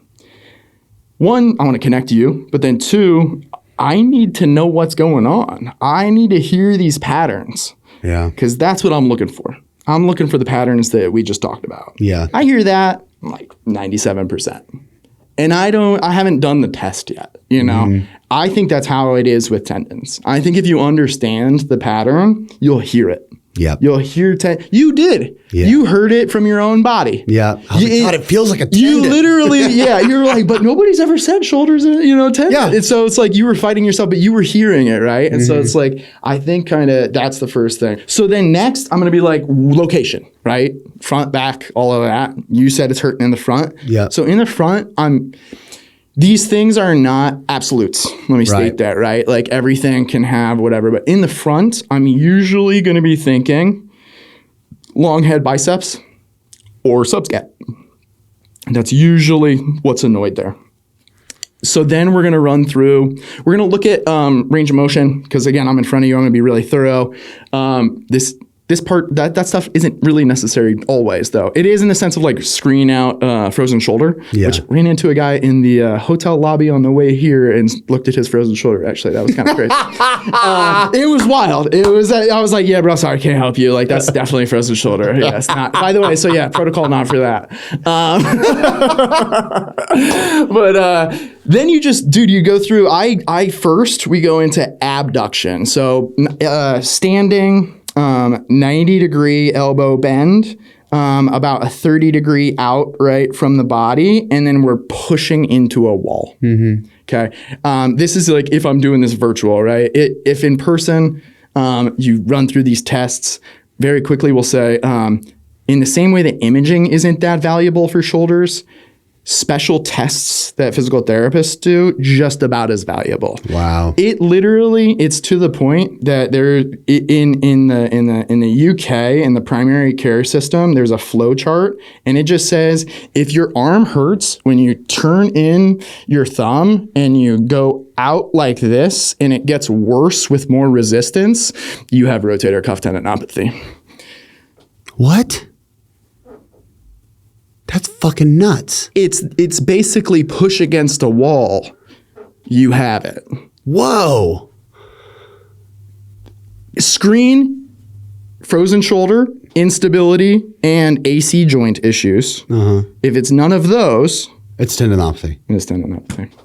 That's what the British primary care says right now. Wow. Like I literally the flow chart from the study that I'm talking about for earlier. It's so simple.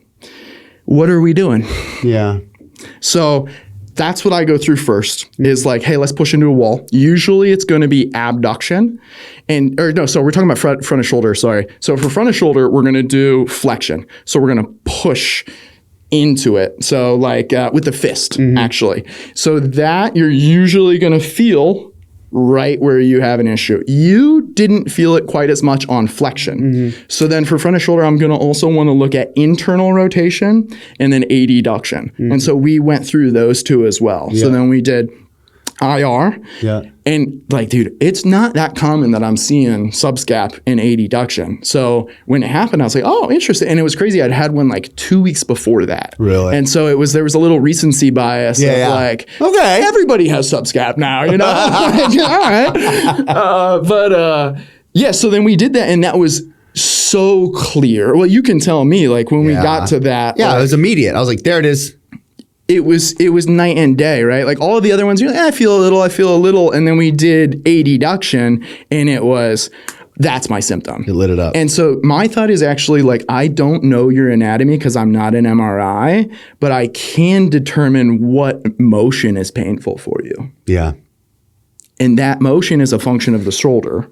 And that motion is stressing certain tissues differently than others. And so if we just communicate through that motion, we're probably going to communicate to the tendon in the way that we need to. Yeah. So that's kind of like initially what we're doing is like, hey, let's figure out what that most painful movement is. Once we have that figured out, we're going to figure out what your symptoms are like. So we're going to record baseline symptoms before you're at rest. Then I'm going to have you push into the wall. We're going to record your test symptom. Then we're going to run ISO. So for you, we started, and this is usually where I'll go, like 20 to 30 seconds at 30%. And we're just pushing into the wall. And then we see, hey, what's that response like? I can't remember if we ended up bumping up at that time for you. But if it's like, I barely felt anything, but it's there, let's go 50%. So then we bump up intensity, right? And then we're going to figure out like, where's our entry dose? And usually what I'm looking for is I'm okay with, and literature disagrees on this. Some of them are like, you don't have to cause any pain. I'm like, I want to know I communicated with it. Yeah. That's my thought. So I tell people a 2-point bump is okay. I don't want you above a 5. And for most people, 4 is better probably. So it's really common that somebody's coming in at a 2 out of 10, right? Like that's a very normal at-rest symptom, I'm sure, for you back in the day. Then we're going to, this is almost certainly what happened for you as well. It was like, we're there. Then we're going to do, I usually start at 3 by 30 seconds because I don't know tolerance yet. I know you can push into the wall. I don't know how much it might hurt you tomorrow. Right. So I start at 3 by 30, at usually 3 by 30, 50%. And then if tolerance is established, like they're like, I'm great tomorrow. Sweet. Let's maybe go 5 by 30. Like that's fine. And now you're rocking 5 by 30, 50% isometrics daily on a tissue that has not experienced that time under tension ever, maybe. It starts to be really impactful. Like then you start ramping up that intensity. You get to the 70%, and now you're exposing that thing to forces that would exceed any banded exercise you could possibly do. 100%. It's not moving at all. You're also creating a relationship. Let's just say you record those symptoms afterwards, right? And you look at that. But you're also creating a relationship, an empowered relationship to your pain. So you're able to, here's my pain. I'm going to do something. I'm going to make it worse. And then we're going to wait 24 hours and we're going to do the exact same thing. When we do that and we record that before symptom, we've also just recorded our 24-hour response. So now I know, am I tolerating it or not? I run it again, I record my after. You keep running this sequence for days, right? This was the coolest thing in clinic. I would send people home, and protocol will have the ability to record these things. Just a checkbox that you do a slash through, and it's before and after. So it's like you're writing 2-4, right? And it's a check, so it's an action motion of like I did my exercise, right? 2/4, right? To write it in the box.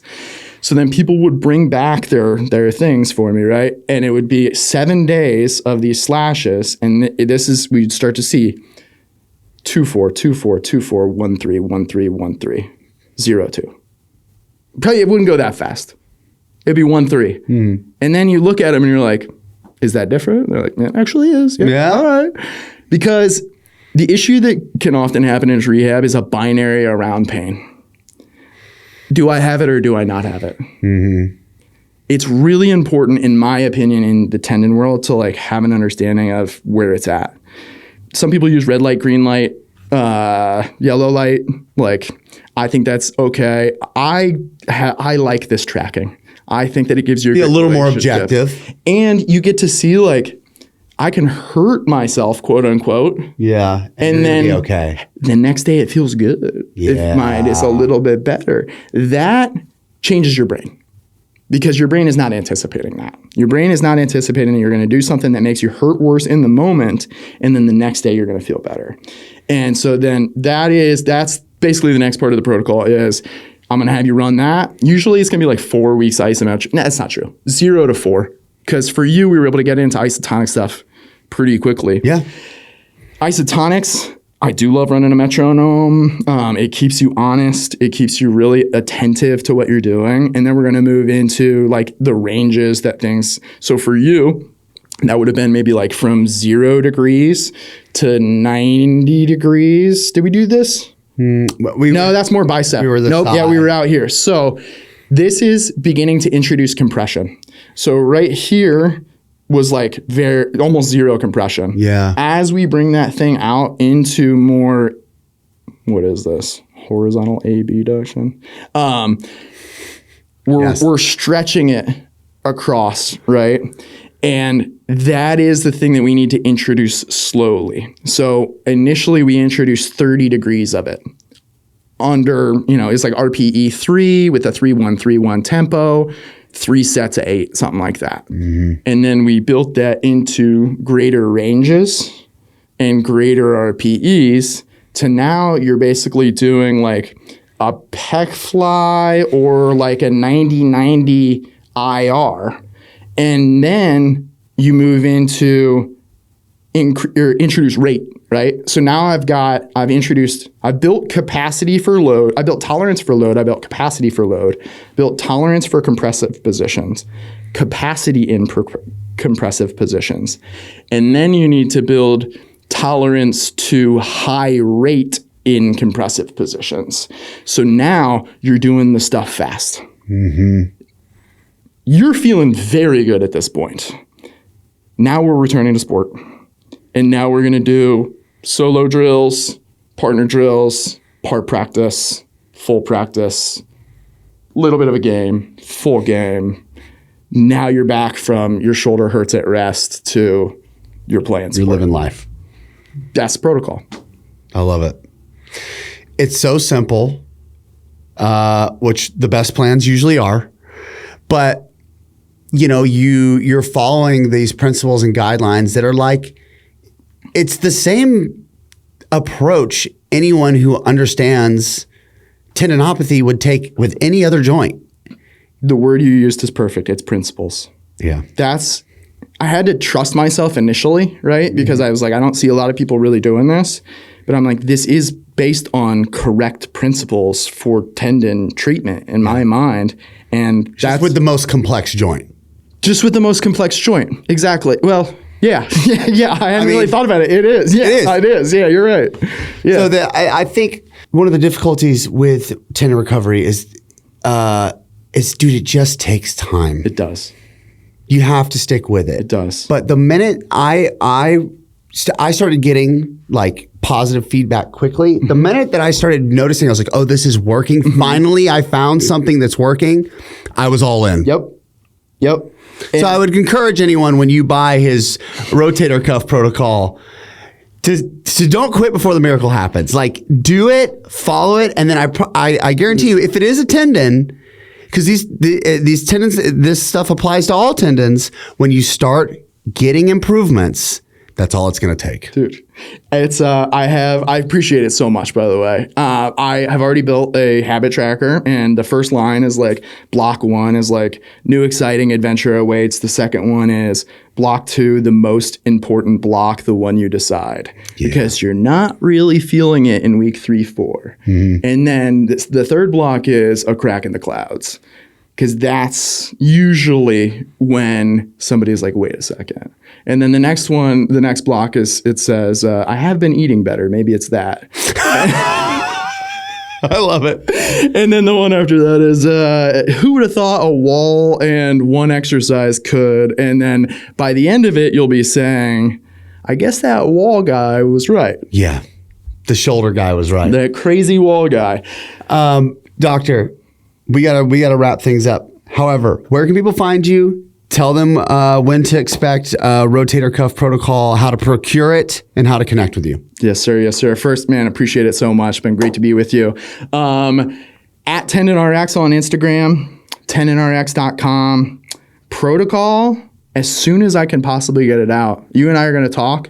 I think that's going to facilitate some things. Yep. I would love to have this thing out in like 2-3 months max. Well, by the time this podcast released, you may be pretty close to dropping it. I would love that. Yeah. Yeah, you and I will talk, and it will be moving as quickly as possible. I think it's super important that it gets out there. Yeah. Dude, thank you for joining me. Everyone, if you've made it this far, thank you for listening, watching. Remember, there are 2 types of people on planet Earth. You know what to do. I'll see you next time.